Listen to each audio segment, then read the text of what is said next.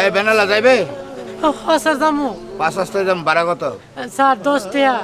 তোমাকে আমার ম্যাডাম 100 টাকা দিবে। দাঁড়াও, আমার স্যার তোমাকে 500 টাকা দিবে।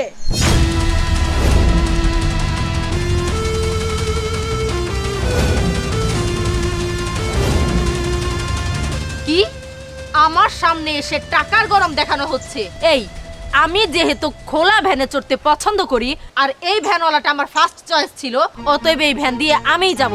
প্রয়োজনে টাকা দিব 1000। থামুন, আপনার কি অনেক টাকার গরম হয়ে গেছে? দরকার পেলাম 5000 টাকা দেবো। ম্যাডাম, উনি কিন্তু 5,000 বলে ফেলাইছেন।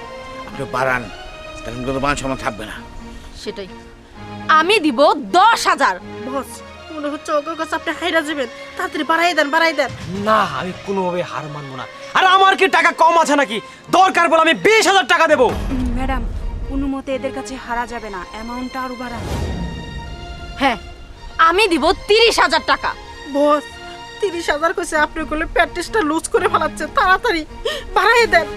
না, এই আপনি কি ভেবেছেন আপনার অনেক টাকা হয়ে গেছে, অনেক টাকার গরম? আর আপনিও ভুলে যাবেন না আমারও কোনো টাকার অভাব নেই। যদি যেতে হয় আমি যাব, তারপরও আমি টাকা দিব, 40,000 টাকা দেবো। পরি আজ পর্যন্ত কারো কাছে টাকার জন্য নত হয়নি। আমি 50,000 টাকা দিয়ে এই ভ্যান দিয়ে যাব। ও শিট, আমিও এবার হেরে গেলাম। আপনাকে আমি দেখে নিব। চলুন মনুন ম্যাডাম। রফিক সাহেব, আপনি 50,000 টাকা ওর হাতে তুলে দিন। এই নাও 50,000 টাকা। ম্যাডাম, আমার গাড়ি তুলেন। আপনার আমি আমার গাড়ি দেবো না, আপনার আমার মাথায় নিয়ে করে নিয়ে যাবো। ওহ শিট, আমি তো ফাইলটাই বাসায় রেখে চলে এসেছি। আচ্ছা ছোট ভাই, আমি আসি। আমার ফাইলটা না হলে আমার কাজটাই ভেস্তে যাবে। চলে আসুন। আমার এমনি এতগুলো টিয়া দিয়ে থেকে গেল গা। আল্লাহ, তুমি আমার থেকে মুক্তিটা চাইছ। আমি যাই হাসপাতালে বিল দিতে পারবো। আমার মায়ের অপারেশন হবো। আমি যাবো। আপু, তোমার আইডিয়াটা কিন্তু খুব সুন্দর ছিল।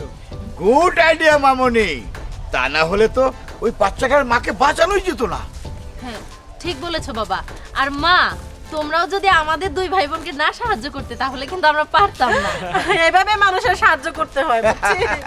আমি কিছুই বুঝলাম না। কিছুক্ষণ আগে আপনারা দুইজন দেখি প্রচুর ঝগড়া করতেছেন ওই ভ্যান ড্রাইভারের ওই জায়গা, আর এখন দেখতেছি আপনারা এক জায়গায় বসে হাসাহাসি করতেছেন। আসলে কারণটা কি একটু বলেন তো? ও, এই কথা। কিছুক্ষণ আগে আমার ছেলে মেয়ে রাস্তাতে যাওয়ার পরে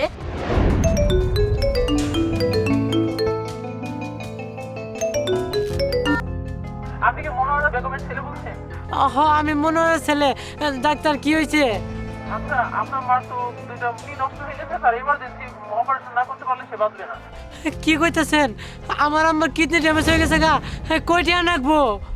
না হলেও আপাতত 50,000 টাকা হলে হবে, বাকিটা পরে দেখা যাবে, আল্লাহ ভরসা।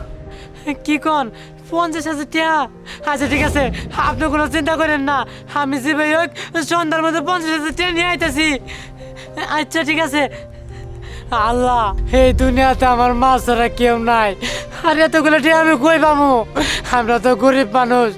আল্লাহ, তুমি আমগো থেকে মুক্তি চাও, আমার তুমি টাকাটা ম্যানেজ কইরা দাও। দেখ, ছেলেটার মা ছাড়া দুনিয়াতে কেউ নাই। 50,000 টাকা না হলে ওর মার অপারেশন হবে না। আসলে মা কি জিনিস শোন, আমরা চাইলেই তো ওকে সাহায্য করতে পারি, কিন্তু ছেলেটাকে দেখে মনে হয় সৎ, এমনি এমনি টাকা নেবে না। আমরা একটা আইডিয়া বের করে ওকে আমরা সাহায্য করবই। চল, বাবা মাকে ডেকে নিয়ে আসি। চলো।